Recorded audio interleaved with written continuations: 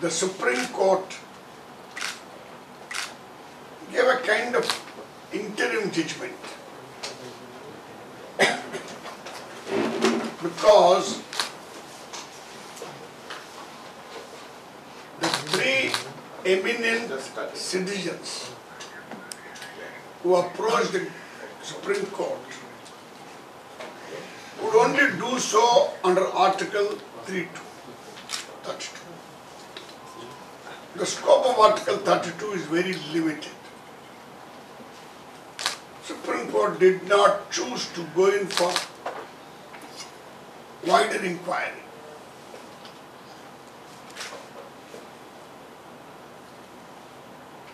Therefore, the judgment was limited.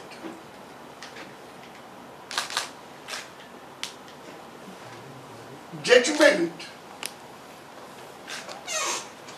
is substantially based on the statements made by the government. And the government misled the Supreme Court. Before we pointed out, the government also rushed to Supreme Court by way of apology. The government, Congress party never went to Supreme Court. Please note. So Congress party is not in the Supreme Court for the simple reason our well-considered stand from the beginning has been that JPC inquiry is the only way out.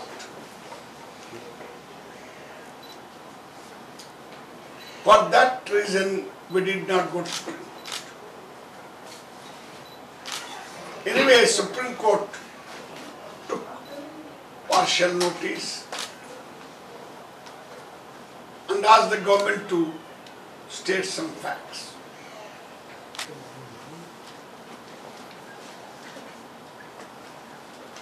Mr. Modi's government has interfered with CBI, Election Commission. Now it has interfered with the CAG.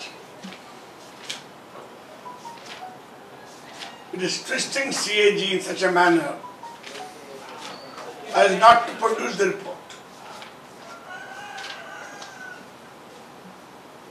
But they somehow managed to give an impression to the Supreme Court the CAG had already prepared a report.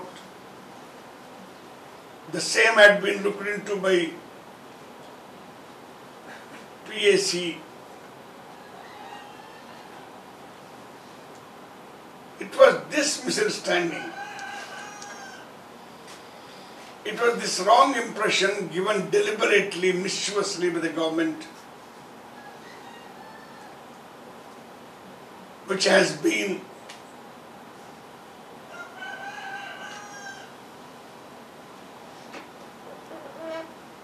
misunderstood by the Supreme Court. Consequently, based its judgment on that. Therefore,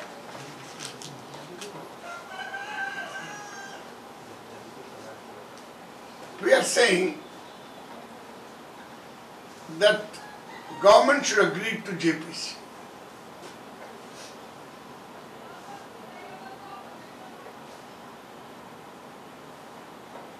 Why do we prefer JPC? There is no understanding in JPC. Mr. Arun Shauris makes it a point to tell us that in the JPC, members of parliament of all sides are there. They can never agree. While that may be so,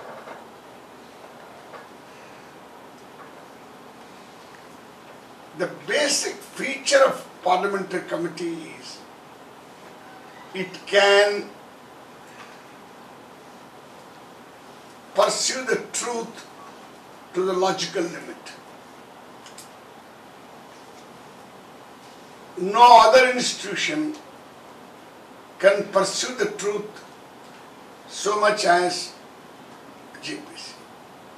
It can call every officer before it.